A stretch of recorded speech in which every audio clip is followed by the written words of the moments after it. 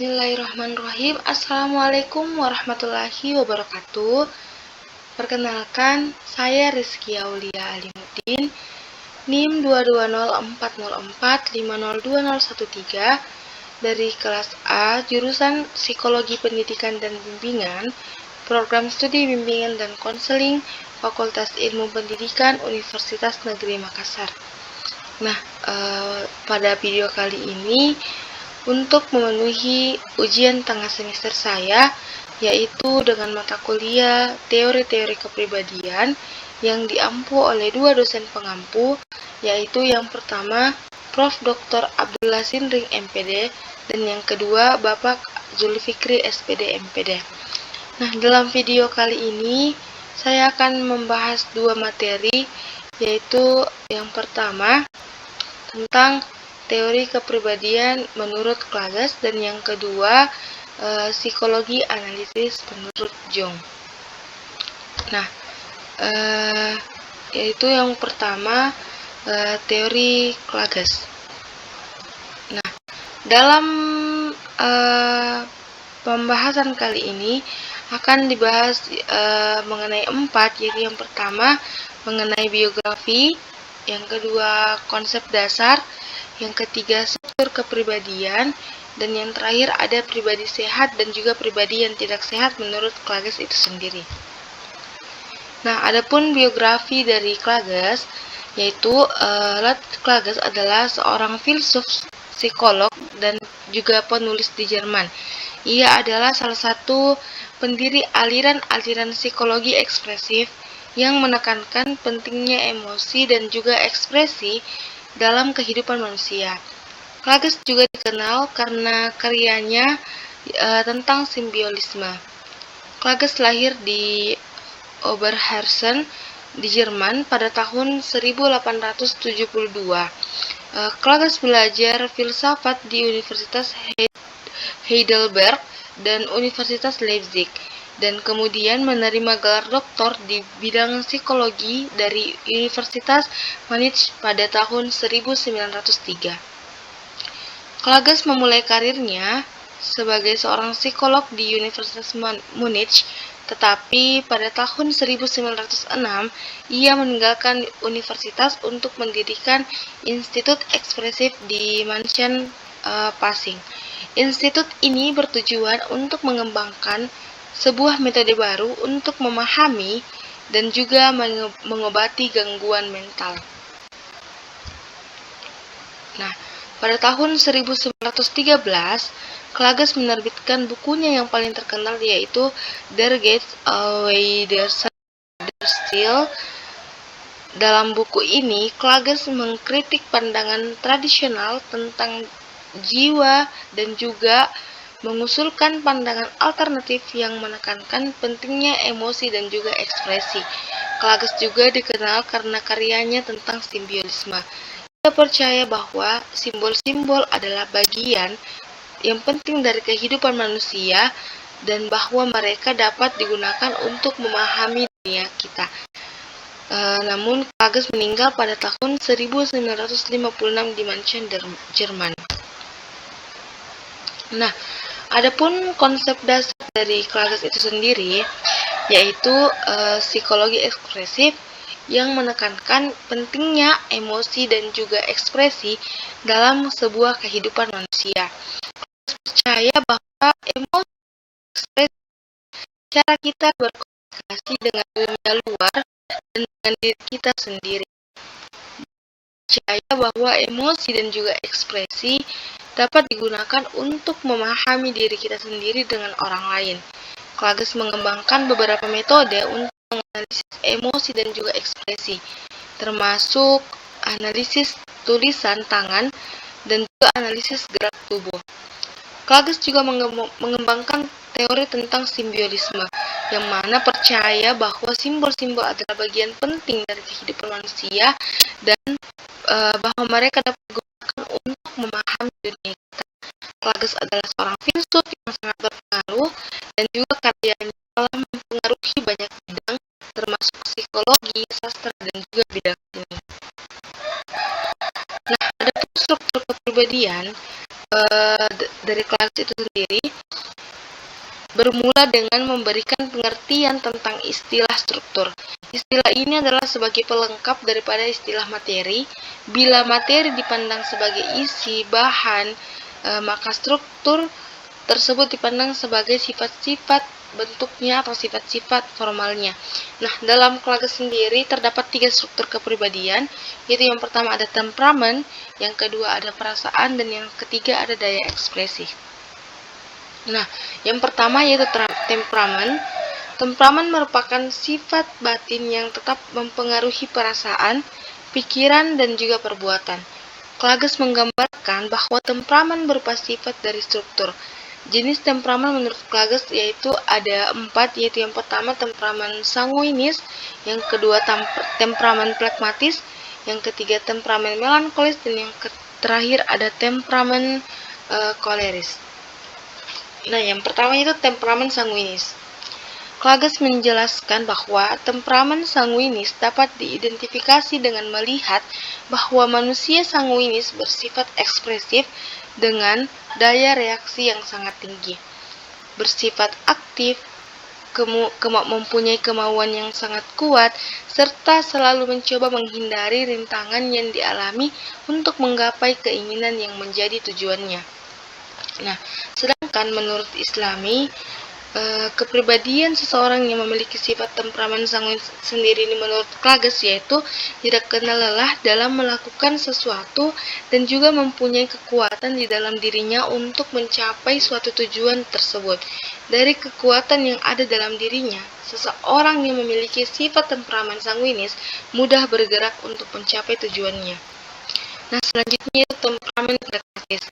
Menurut Klages sendiri, temperamen plekmatis ini menunjukkan sifat-sifat kebalikan dari temperamen sanguinis. Seseorang dengan temperamen plekmatis, pemikirannya berorientasi pada detail dan tidak mudah untuk melakukan sesuatu. Tindakannya serba tenang dan menghindari resiko. Pemikiran konkret merupakan bagian dari seseorang yang memiliki temperamen plekmatis ini. Menurut Erlambang dan Hasan 2021, pemikiran konkret merupakan pemikiran yang berdasarkan pada kenyataan. Seseorang yang memiliki temperamen pragmatis ini cenderung berpikir secara konkret dengan detail tentang apa yang sedang dia alami. Sedangkan menurut Islami 2021, temperamen pragmatis merupakan kebalikan dari temperamen sanguinis. Orang yang memiliki temperamen pragmatis ini mempunyai sifat-sifat yang lambat dan juga selalu mempertimbangkan ketika akan melakukan sesuatu. Namun ketika sesuatu ketika sesuatu yang akan dilakukannya sudah dianggap benar, maka akan memiliki kekuatan yang besar dalam dirinya untuk mencapainya. Sedangkan menurut Islami bahwa temperamen pragmatis ini merupakan kebalikan dari temperamen sanguinis tadi. Nah, selanjutnya itu temperamen melankolis. Menurut Klages sendiri, temperamen melankolis adalah kepribadian yang cenderung memiliki sensitivitas yang tinggi terhadap perasaan dan juga emosi mereka sendiri, serta emosi orang lain.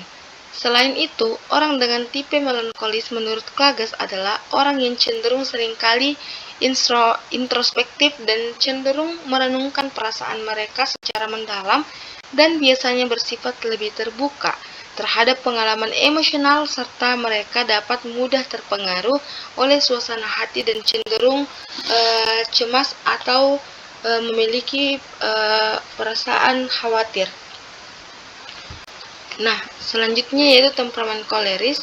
Menurut Klages, orang dengan tipe kepribadian yang koleris ini cenderung memiliki tingkat energi dan motivasi yang tinggi, seringkali sangat tegas, berorientasi pada tujuan, dan bersemangat untuk mencapai target mereka.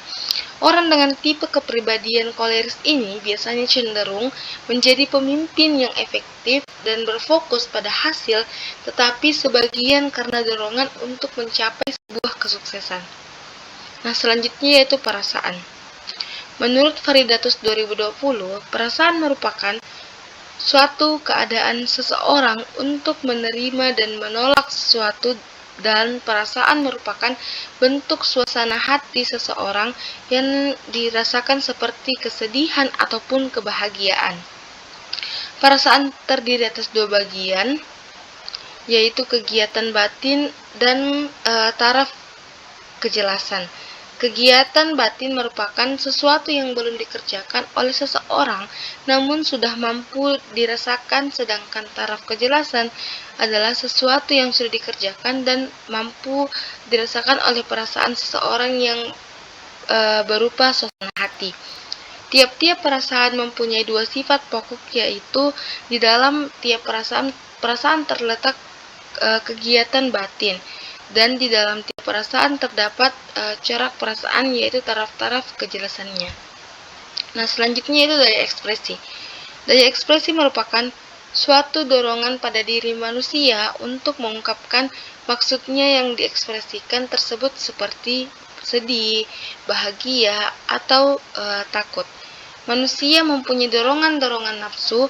Dorongan-dorongan nafsu inilah adalah proses jiwa. Proses dorongan-dorongan harus dapat disaksikan kalau telah menampakkan diri dalam proses-proses jasmania, seperti misalnya perubahan detak jantung, perubahan penafsuan, dan sebagainya. Ekspresi ini pun sebagai sifat struktur tergantung kepada kekuatan yang saling berlawanan, yaitu keadaan perangsang dan hambatan untuk ekspresi. Menurut Klages sendiri, hambatan itu tidak lain dan tidak bukan adalah penguasaan diri. Penguasaan diri ini harus menjadi kekuatan imbangan daripada nafsu-nafsu. Tiap-tiap orang mempunyai kekuatan penguasaan diri, itu masing-masing yang satu sama lain berbeda. Karena itulah maka dapat disaksikan adanya beberapa orang yang sudah menunjukkan perubahan ekspresi oleh perangsang yang kecil. Sebaliknya, terdapat juga orang-orang yang gelombang yang besar-besaran pun belum menampakkan perubahan ekspresi tersebut. Nah, selanjutnya pribadi sehat dalam konteks sanguinis, yaitu yang pertama, dapat menjadi sosial, mudah bergaul, dan memiliki kemampuan untuk menjalin hubungan sosial yang kuat. Yang kedua, ceria, energetik, dan suka berbagai kebahagiaan dengan orang lain. Yang ketiga, kemampuan komunikasi yang baik dan kecenderungan untuk mendengarkan orang lain dengan empati. Nah, dalam pragmatis sendiri, yaitu memiliki tingkat emosi yang stabil dan tenang, tidak mudah terbawa perasaan, memiliki kemampuan untuk mengatasi stres dan tekanan dengan kesabaran yang tinggi, serta mampu menerima keadaan orang lain dengan damai tanpa menghadirkan konflik yang tidak perlu. Dalam melankoli sendiri, melibatkan ke dalam emosional, kepekaan terhadap seni, dan refleksi yang mendalam. Terus, memiliki kemampuan untuk mengelola perasaan mereka dengan cara yang produktif dan kreatif, dan menjadi pendengar yang baik dan memiliki kemampuan empati yang kuat terhadap orang lain. Nah, dalam kuliah sendiri, yaitu memanfaatkan energi dan motivasi tinggi mereka untuk mencapai tujuan dengan produktif. Yang kedua, mampu menjadi pemimpin yang efektif dan memiliki kemampuan dalam mengelola stres serta tekanan. Dan yang terakhir, kemampuan berfokus pada tujuan dan juga bekerja keras. Adapun pribadi tidak sehat dalam teori Klages ini, yaitu cenderung terlalu terbawa perasaan dan mengalami gejala yang intens dari kecemasan, depresi, atau suasana hati yang tidak stabil. Kedua, terlalu dominan, agresif, dan tidak sabar. Ini bisa mengarah pada konflik interpersonal dan masalah dalam hubungan. Dan yang terakhir, terlalu banyak ketidakpedulian atau apati mengindikasikan depresi atau kurangnya minat terhadap kehidupan. Nah, itulah tadi teori Klages. Selanjutnya kita masuk dalam psikologi analitis yang dikembangkan oleh Carl Gustav Jung. Nah, adapun biografinya, Carl Gustav Jung adalah seorang psikoanalitis terkenal yang memiliki peran penting dalam perkembangan psikologi analitis. Ia lahir pada 26 Juli 1875 di Caswell, Swiss. Sebagai pemuda, ia menaruh minat besar terhadap paleontologi dan juga arkeologi. Namun, Jung juga belajar ilmu kedokteran dan mendapat gelar doktor dalam ilmu kedokteran di Universitas Basel dan lulus pada tahun 1900. Selama menjadi mahasiswa kedokteran, Jung tetap banyak membaca buku-buku filsafat dan waktu menentukan spesialisnya ia memilih spesialis psikiatri karena dia berpendapat bahwa dalam lapangan inilah ilmu filsafat dan ilmu kedokteran dapat dipersatukan. Dalam lapangan psikiatri dia terpengaruh oleh Pierre Janet dan terlebih-lebih Sigmund Freud. Beberapa tahun Jung menempatkan diri sebagai pengikut Freud dan banyak membela psikoanalitis terhadap berbagai kritik. Tetapi kemudian ada perbedaan pandangan aliran sendiri yang diberi nama psikologi analitis atau psikologi kompleks. Nah, adapun konsep dasar dari psikologi analitis yang dikembangkan oleh Jung ini mencakup pemahaman mendalam tentang alam bawah sadar, arketipe, dan proses individuasi.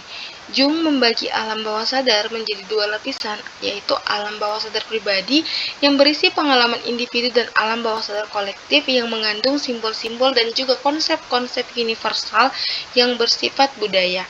Konsep arketipe adalah elemen kunci dalam teori Jung, merujuk pada simbol-simbol dan gambaran bahwa dalam alam bawah sadar kolektif yang mempengaruhi berbagai aspek-aspek budaya dan juga mitos. Jung juga memperkenalkan konsep proses individuasi, di mana individu berusaha mencapai pemahaman diri yang lebih dalam dan keseimbangan dalam kepribadian dengan mengintegrasikan elemen-elemen kesadaran dan alam bawah sadar. Tipe kepribadian yang membagi orang menjadi ekstrovert dan introvert, serta menggolongkan tipe kepribadian berdasarkan 4 fungsi kognitif utama, juga merupakan bagian penting dalam teori Jung. Semua konsep ini membentuk dasar pemahaman tentang bagaimana alam bawah sadar dan juga proses individuasi berperan dalam pengembangan kepribadian dan pengaruhnya pada pikiran, perilaku, dan juga pengalaman manusia. Nah, adapun struktur kepribadian dari psikologi analisis ini yang dikembangkan oleh Jung, yaitu yang pertama ada ego. Ego adalah jiwa sadar yang terdiri dari persepsi, ingatan, pikiran, dan perasaan sadar. Ego tersebut berkedudukan di kesadaran yang menekankan adanya perasaan identitas dan kontinuitas seseorang. Ego membantu menyesuaikan diri dengan realitas yang khususnya realitas luar. Ego dapat dikatakan sebagai pusat dari bidang kesadaran dan sejauh mencakup kepribadian empiris. Dalam hal ini, ego tidak sama dengan psyche. Ego hanyalah merupakan satu aspek pemusatan dalam psyche, yaitu terletak pada kesadaran. Selanjutnya, struktur kepribadian yang selanjutnya yaitu ketidaksadaran pribadi, atau biasa disebut dengan self-unconscious atau ketidaksadaran pribadi merupakan bagian dari psyche yang berada di bawah ego. Ketidaksadaran pribadi terdiri dari pengalaman-pengalaman yang pernah berada dalam kesadaran tetapi direpresi, disupresikan, dilupakan, atau bahkan diabaikan. Nah, pengalaman tak sadar ini merupakan rangkaian pengalaman dan juga kesan-kesan yang hadir dalam kehidupan sehari-hari tetapi terlalu lemah untuk diterima di alam sadar, berpengaruh dalam tingkah laku secara sadar. Kesadaran pribadi berisikan hal-hal yang diperoleh individu selama hidupnya. Ini meliputi hal-hal yang terdesak atau tertekan, dan hal-hal yang terlupakan, serta hal-hal yang teramati, terpikir, dan terasa di bawah ambang kesadaran. Selanjutnya yaitu Ketidaksadaran kolektif. Ketidaksadaran kolektif merupakan bagian terpenting dalam struktur kepribadian dalam pandangan Jung. Isi dari ketidaksadaran kolektif ini adalah apa yang dikatakan sebagai arketipe yang merupakan bentuk bawaan